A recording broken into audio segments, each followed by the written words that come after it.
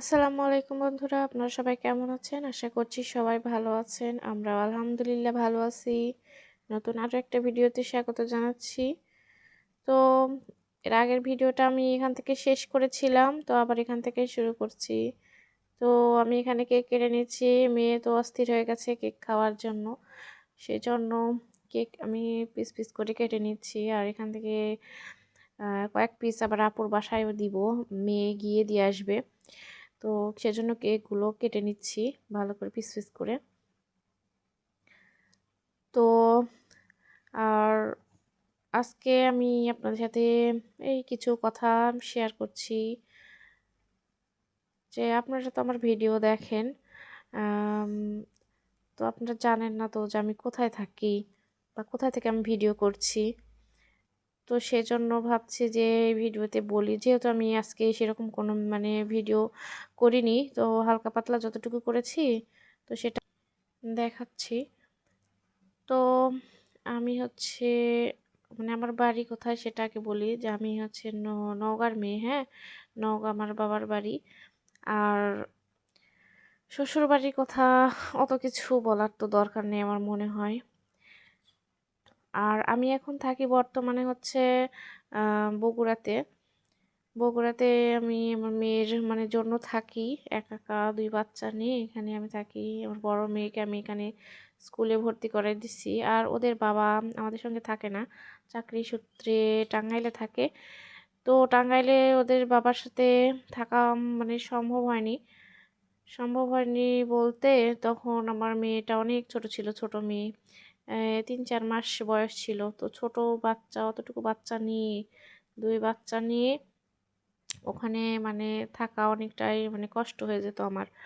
তো সেজন্য সবাই বলছিল যে অত দূরে গিয়ে এখন থাকার দরকার নেই, বাচ্চা বড় হোক তারপরে ওখানে গিয়ে যাস ওখানে। তো সেজন্য আর ওখানে যাওয়া হয়নি। তো মেয়েকে তো ভর্তি করাইতে হবে তখন, ভর্তি করানোর সময় ডিসেম্বর জানুয়ারি এরকম টাইম। তো ভাবছি যে ভালো কোনো স্কুলে তো পড়াইতে হবে, তাছাড়া মেয়ের ক্ষতি হয়ে যাবে পড়াশোনার। তো তারপরে ভেবে চিন্তে অনেক প্ল্যান করে তারপরে আমি ভাবলাম যে বগুড়াতেই থাকি। বগুড়াতে এসে যেহেতু আপুর বাসা এখানে, বগুড়াতে আপু নিজে বাসা করছে, তো আপুর বাসাতেই থাকি। সব দিক দিয়ে আমার সুবিধা হবে, দুই মেয়েকে নিয়ে সেরকম কোনো কষ্ট হবে না। এই যে যেমন এখন মেয়েকে স্কুলে রেখে আসছি, নিয়ে আসছি, আমার কোনো ঝামেলা নেই, কোনো কষ্ট নেই। বড় ছোট মেয়েকে আপুর কাছে রেখে যেতে পারছি, কোনো চিন্তা হচ্ছে না, কোনো কিছু হচ্ছে না। বড় মেয়ের স্কুলে কোনো কাজ থাকলে একটু দেরি হলে টেনশন করা সেরকম কোনো কিছু আমার হচ্ছে না। আর ওইখানে যদি থাকতাম অনেকটাই কষ্ট হয়ে যেত। ওদের বাবা তো একদমই টাইম পেত না, কোনো কিছু যে আমাকে হেল্প করবে করবে এরকম কোনো ইয়ে হইতো না, বরং আরো আমার কষ্ট হয়ে যেত আমার। তো সেজন্য আমার এখানে থাকা। তো এই যে এতটুকুই শেয়ার করলাম আজকে। তো আজকে সারাদিন আপুর এখানে আসা হয়নি।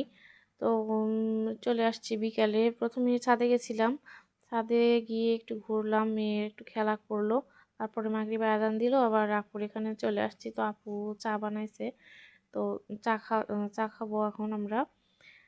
আর এই যে মেয়ে এখানে আসলে এমন দুষ্টামি করে, অনেক খুশি হয়ে যায়, খুশির ঠেলায় দুষ্টামি শুরু করে দেয়। এই যে এখানে চা দিছে আপু, চা দিচ্ছে। তো আমি আমার মেয়েকে বলছিলাম যে তুমি কোন কাপ নিবে, তো ও বলছে ওই কাপ নিবে ও। আর এদিকে পুচকি দৌড়ে দৌড়ে আসছে ওই যে নেওয়ার জন্য, চামিচ নেওয়ার জন্য, চামিচ নিবে, ও চামিচ নিয়ে আসছে, ও নিবে চামিচ। আর ওর বড়টা মনে করছে যে ওর চা মনে হয় নিবে, সেজন্য ওকে ঠেলে ঠেলে দিচ্ছে যে চা দিব না। কিন্তু ও চামিচ নেওয়ার জন্য আসছে, এটা আমি বুঝতে পারছি। বুঝতে পেরে ওকে চামচ দিয়ে দিলাম, ও ওখানে থেকে আবার চলে গেল চামিচ নিয়ে। তারপরে এসে যে মুড়ি দেখছে, মুড়ি একদম, মুড়ি আর চানাচুর ওর এত পছন্দ, অনেক পছন্দ করে মুড়ি চানাচুর, আমার আব্বুর মতো। আমার আব্বু মুড়ি চানাচুর খুব পছন্দ করে।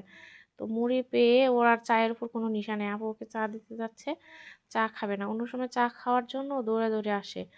তো এখন ও যে মুড়ি দেখছে আর চা খাবে না, মুড়ির প্লেট নিয়ে ওখান থেকে চলে যাচ্ছে, যাতে ওর প্লেট থেকে কেউ মুড়ি না নিতে পারে। সেজন্য ওর কাছ থেকে, সবার কাছ থেকে মুড়ি নিয়ে চলে যাচ্ছে ও, নিয়ে গিয়ে ওখানে বসে বসে মুড়ি খাচ্ছে।